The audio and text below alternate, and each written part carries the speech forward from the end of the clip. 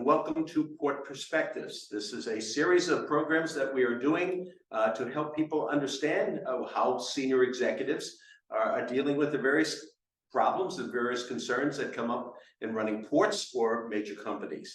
And we're very pleased today to have Jon Nass, who is the CEO of the Mississippi State Port Authority, but he's also the port director for the Port of Gulfport, Mississippi. So we're very happy to be here in Gulfport with this beautiful white sandy beaches, and it's really a great day as always. So Jon, welcome. It's nice to have you with us. And point of disclosure, not only is Jon a distinguished port director, but he is also a member of the board of the International Association of Maritime Port Executives, who is hosting this program. So Jon, tell us a little bit about what's going on here in Gulfport and some of the things that challenges you've been facing and some of the things maybe that you work through. Absolutely. It's so great to be with you, Captain Monroe. And I would say almost everything I've learned about the port business has some way started with you and your program. So, well, that's good to hear. I'm very honored to spend a little time with you today, and hopefully impress upon you that I have learned, I have been listening, and great things are happening here in Gulfport, Mississippi. So I was hired here coming on 3 years from that, and the port had just finished a major reconstruction after Hurricane Katrina. Almost $600 million in federal funding, plus FEMA money on top of that, plus insurance money on top of that. So about $1 billion reconstructing our port here in Gulfport. Which they did a marvelous job. It's like the newest, cleanest, well-built port that I've seen in a long time. Well, thank you. We're very proud of it. Yeah. And it was a well-done reconstruction. A lot of elements in mind, such as resiliency and the notion that we do sometimes get hurricanes in the Gulf of Mexico, be it Texas, be it Mississippi, be it the entire coast. So the brand new reconstruction includes 6,000 feet of berth, brand new pier. As you have seen, a great layout and space to move containers around, but also space to grow. And so really what we've been focusing on now that the rebuild is behind us is how do we fully utilize this facility? How do we market it? How do we let folks know that you may have heard of Gulfport in the past, but it's a new Gulfport. Jon, how have you used the strategic planning process to kind of get to where you need to be and to basically track your successes here and your progress? It's a great question. One of the first things my board, who I work for, asked me to do was to develop a strategic plan. And of course, you can't really get to where you need to be unless you know where you're going, unless you know the elements involved in that. So we spent well over a year developing a strategic plan.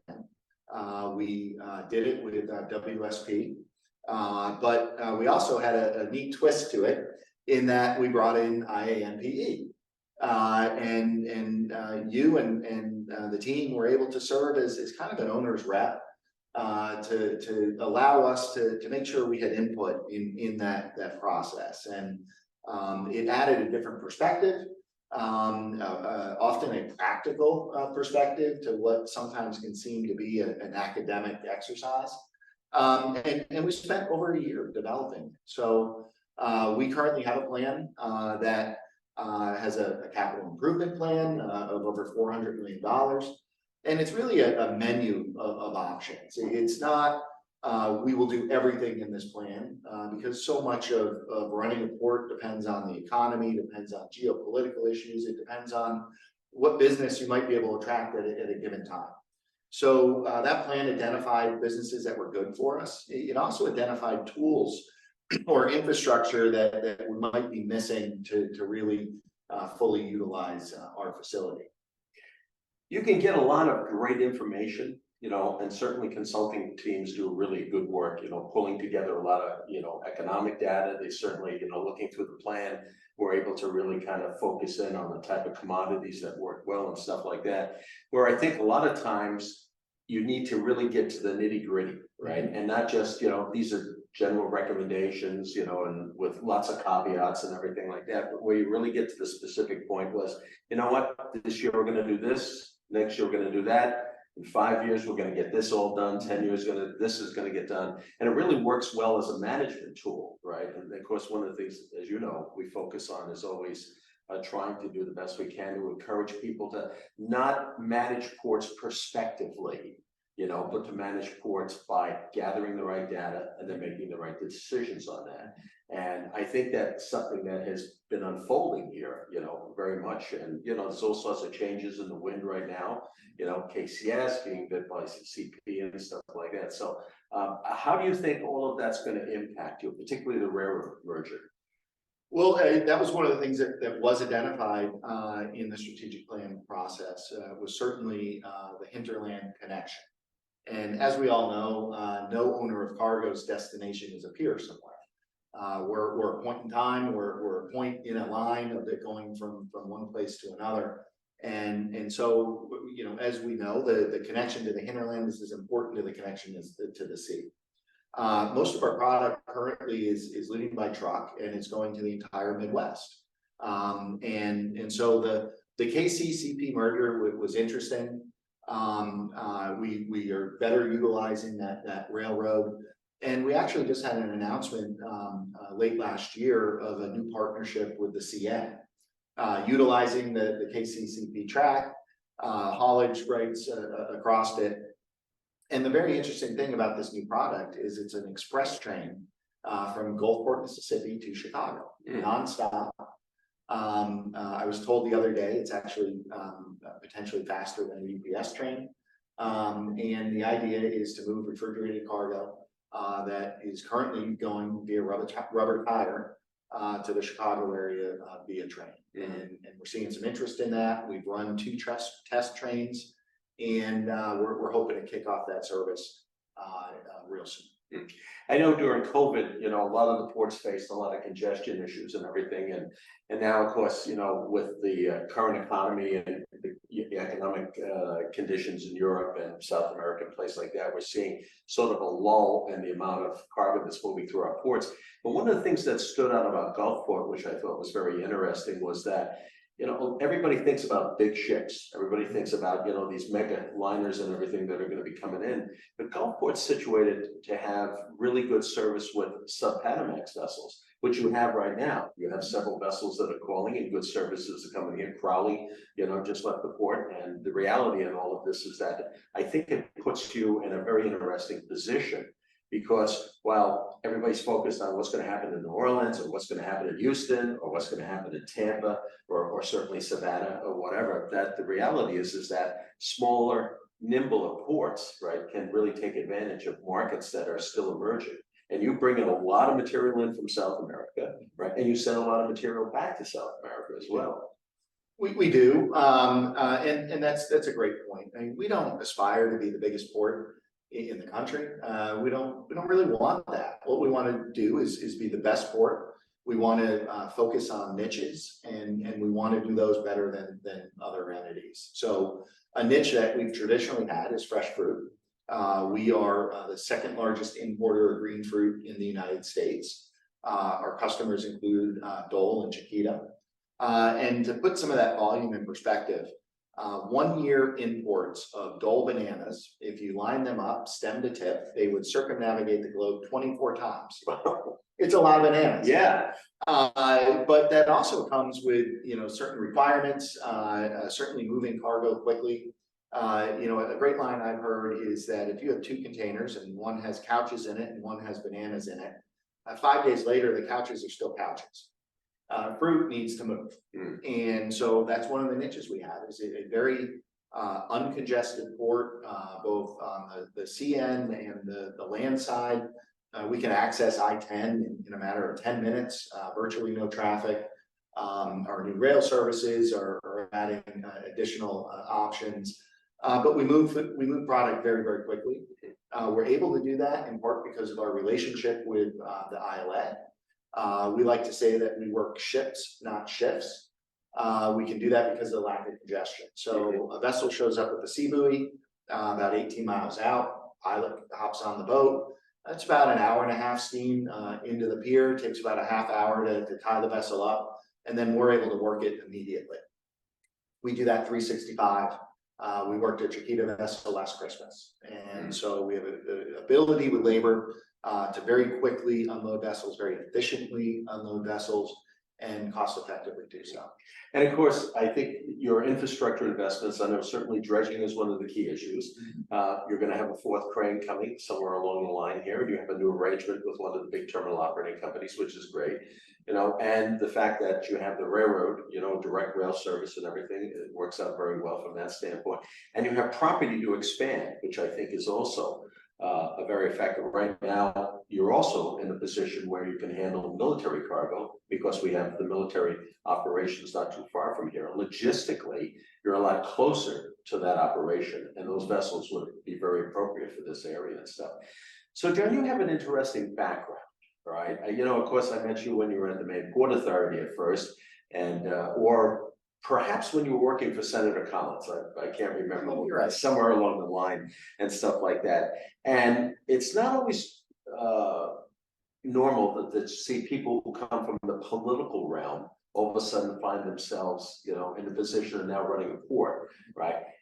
And I say that with a little caveat because there are some political people who wind up in ports that really shouldn't be in ports, right? But in your particular case, you have been very successful. You've certainly turned around Portland, and you certainly have done some phenomenal things here. I had one of your commissioners in my class who had only the highest regard of things to say about you and stuff. Tell me a little bit about the path you took. Well, actually, tell us all a little bit about the path you took. Sure. I grew up in Maine. I left as soon as I could to go away for college, and ended up in Washington, D.C. For about 12 years. Most of that time I was working on transportation policy, amongst other things. My last job on the Hill was for Susan Collins, who was chairing the Homeland Security Committee. I had a job as a young lawyer on the committee. We did things like intelligence reform, port security, transportation security, chemical security, and it was a time right after 9/11 when that stuff was very active. There was a lot of focus on protecting our country, protecting the homeland. So I did a bunch of transportation policy there for Susan Collins and also a Congressman, Jim Longley. Went to law school, thought I wanted to be a litigator, did that for a couple of years, and then that's when I got the call to come back and work on the Homeland Security Committee after 9/11. And working for Senator Collins is a phenomenal experience. She's absolutely great. When I was port director in Portland, I mean, she was just amazing, you know, and she was the type of person that you could pick up the phone and call her, and she'd call you back personally, which was phenomenal. And she certainly has been a great benefit, you know, to the main ports as well. She gets it. Yeah. She gets how the Senate works. She gets how the needs of her constituents and the needs of the nation. And certainly as a young staffer, as a mentor, it was just a very valuable experience. It helped teach me the value of hard work, of attention to detail, and getting things right. And so that was a wonderful experience. I left Washington, D.C. and went into private practice again, briefly as a litigator. And then I frankly got a little bored. The war was going on in Iraq, and I ended up overseas with the U.S. State Department, but embedded in a U.S. Army Infantry Battalion. I did that for a year in a volatile part of the country, in a volatile time in that war. We were outside the wire 6 days a week, and working in that capacity. I also spent a year at the embassy in Baghdad. Came home from that. I worked for a governor in the state of Maine, where in part I handled the transportation portfolio. I did that for 4 years. The governor got reelected, worked for the Department of Transportation for another 4 years. In that capacity as deputy commissioner, I really focused on the movement of freight. I'm a firm believer that one of the best things government can do to support economic development is build infrastructure. It can do it in a way that's different than the private sector can sometimes do it. It can bring resources to bear magnitudes that the private sector can't always do. And in Portland, at the Maine Port Authority, we were able to successfully grow a small niche container terminal virtually from nothing. And working with Skip, which was an Icelandic steamship company, we had 20–30% growth over the 5 years we were there. I think that success got heard by someone because I got a call from a recruiter asked me to come down and see the port here in Gulfport, and I was immediately struck. One, at the new car smell, The new port smell. the new port smell, and it's a beautiful brand new terminal. I was also really impressed by its potential, the fact that there's room to grow here. And I was really impressed by its diversity of businesses. We have niche freight areas that we're focusing on, but we're also heavily involved in the blue economy. We're attracting high-tech companies that build drones, water drones, that are actually manufacturing on our facility. We have diverse cargo coming in. We also have a casino as a tenant. So that diversity, that ability to do lots of different things really attracted me to this opportunity, and it's been going very well. And you're a very hands-on person, I think, certainly, but you're not coming into this, as a political person with no background. I mean, you've had years of experience in being immersed in policy issues and everything else. So kind of, we always used to have this debate as a port director or a CEO, which is your position here. Do you need more political skill or more practical transportation skills? I think it depends on the day. I mean, one of the exciting things about this business is it is so varied day to day. But ports fundamentally are a political activity. I work for a wonderful board of commissioners who are very dedicated public servants. But they're volunteers, and they're appointed by the governor, by the city, by the county. And a lot of what we do is fundamentally political activities. Today we are interacting with MARAD. Yesterday we were interacting with our congressional delegation. But you need to know what you're interacting about. So certainly knowledge of the port is important. I would say it's almost akin to lawyering, where you go to law school, everyone goes to basically the same 3 years, you get a degree, you pass the bar, but then you specialize in different types of law. And even within those types of law, you have certain skill sets. So when I was a litigator, I was a certain type of litigator. I was an expert witness guy. And that's actually a pretty valuable experience of when you're here recognizing that you're almost never the smartest guy on any given topic. And that if you want to do things right, bringing in people that really know the individual thing you're talking about is so important. So we really look when we have a new avenue or something that we're approaching, for example, cold storage that we're currently working on, find the experts and bring them in.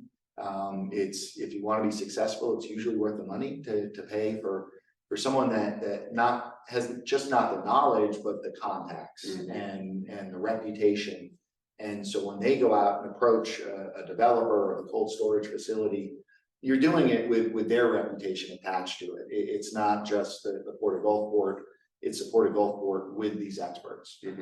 So to answer your question, it does depend. I've certainly come at it from one way, but I've certainly learned a lot about port operations at the time, and I don't think we'd be successful without that balance of both. I think the one thing that I learned, certainly when I was at Massport and when I went on to Portland, is that ultimately it's the people who work for you, the team that you build, that gets most of it accomplished, right? As I often use in the class analogy, I say, you got all your department people and all the staff, they're all rowing a boat, but somebody's got to have their hand on the tiller. And I find that the leadership, or more of supporting people, directing people, guiding people, right? And backing people up, because, you know, we all make mistakes in our industry and stuff. Became a fundamental important thing. We used to have a sign in our conference room up in Portland, and that used to say, none of us in this room is smarter than all of us together. And I really truly believe that. I picked it up from Chimbro, from Peter up at Chimbro. And I thought it was a great thing. And I instituted a program because we recognize that even the strategic planning process and all the things that we do really is methodical, right? But it's also about the fact that we don't do it all alone. We do it as part of an integrated team, and it's always good to have. And, you know, we are an industry that I always find I run into people in the industry who are very good in operations, right? But couldn't carry on a good conversation with somebody. You know, then I see people who are very politically savvy, right? But really don't understand it, you know, in many cases. But it seems that it's been very apparent in your case that, you know, you got both ends of the spectrum. And I think that's a good place to be. You know, and I think that the port is going to certainly benefit from it. I'm not just telling you that, you know, I think that's an attribute that port directors and senior executive managers should aspire to, right? And I think that, you know, what I say to my people in the classes, I says, many of you, because they're much younger, you know, when I started teaching 15 years ago, you know, they're old guys like me, you know, and now, you know, over a third women take the program. We have a lot of aspiring managers of all different types. It's a very diverse group of people, you know, and I think the fact of the matter is that they're much younger. It's a whole brand new generation, which is part of the reason why I like it, because I'm meeting a whole pile of new people and everything who are really wonderful and really want to contribute to the industry and do a good job and everything like that. Which brings me to a simple question. Maybe it's a simple question. I hope it is, right? If you were able to give good advice to young people coming up in the industry, and I say young, everybody's young relative to me, right? But what advice would you give an aspiring manager or an aspiring executive within the industry who looks at the port profession and says, this is something I'd like to do? Well, the very first thing is I'd recommend that they take the IAMPE course. Okay, I'll pay you later. But I'm not joking. I mean, I think that is an excellent place to get a broad overview of everything involved in the industry. It's not a difficult course, but it's a lot of information. I know it's been described as drinking from a fire hose type thing. But with that comes membership in the association. It's really a lifelong association, a career-long association, and what it avails of you is not just the learning that you do with the class, but it avails the contacts, the network, the ability to meet other people in the industry. So if you have some sort of problem, you're able to call them up and say, hey, I know you did this out in Alaska, or I know you did this in California, you know, how do you think I can do this in Mississippi? Mm-hmm. And that's really how you learn, is being able to network, to contact other folks. So that I think is key. I think networking as well is key. Get to know people in the industry. You just never know. If you make an impression on someone, you know, sometimes it could be years later, some other position opens up and there's opportunities there. I think trying to get to know the whole industry at least some level. You know, it's important to know what the ILA and the longshoremen are doing and what they do during their day. It's important to know, you know, how quickly we unload a vessel. It's important to know about the cargo. You know, we brought on a new business development person recently, and I think he's brilliant because he really focuses on the cargo. And if you can identify what the product is going where, that origin and destination analysis that you talk about in your class, if you can understand that, then you can understand how you might be able to do it better, cheaper, more efficiently than someone else. And it is a very competitive business. So knowing that, I think is how you grow. Certainly in Portland, you know, the core business was frozen fish, being imported from the North Atlantic. Here in Mississippi, it's our green fruit business. And you know, you have that core business, but then you can grow from the other side. So, you know, one of the things we've been looking at is the volume of protein that is going south. And a lot of that is originating just 50, 60 miles north of where we sit now in the state of Mississippi.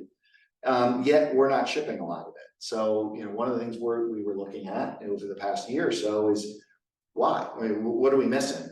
And one of the things we discovered was freezer and blast freezer capacity, that capacity existed in other states. Therefore, the product was leaving out of ports in those other states. And we're very fortunate right now for several facilities are coming online.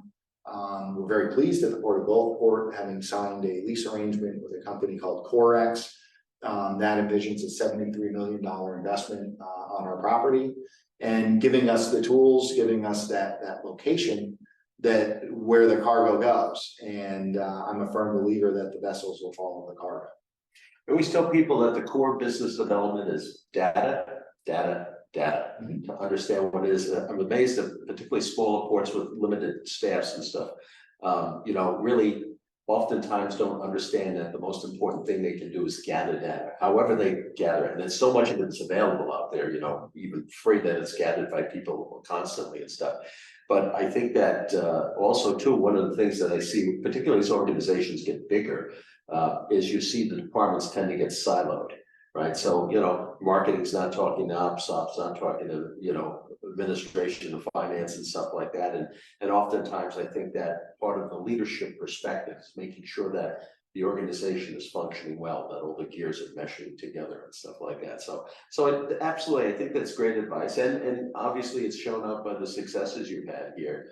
I think that's going to continue. There's no question about it. You know, we're all facing right now, the industry is kind of a little bit of a downturn, but it's not necessarily because of factors that we control. But the thing is, it's also provided us an opportunity to, you know, do some improvements, do some infrastructure, you know, and take advantage of breather, the fact that, you know, with you know, not being loaded up with boxes or any other types of cargo, that we're able to now spend some time investing. And, you know, I always tell people, I think the most important thing is when you step into a situation, when you're brand new, and we've had a lot of shifting in the port industry recently, that the first thing you do is learn about the people that you're working with, right? Build them into a team and stuff like that. And certainly, you know, when I first sat down with all of you, a couple of years ago, you know, to think about, we looked at the organization, and you've made some significant changes in the organization.